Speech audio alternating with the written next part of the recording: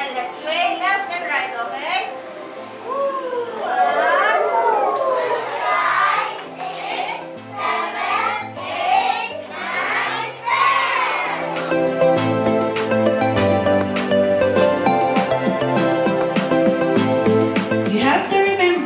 Whenever you are cooking, you have to keep looking. So, sabi ni Presley, wag daw po iiwan ang niluluto pagkain. So, para hindi daw magkasunod is, dapat lagi tinitingnan yung niluluto. Ano? Wag daw pong iiwan.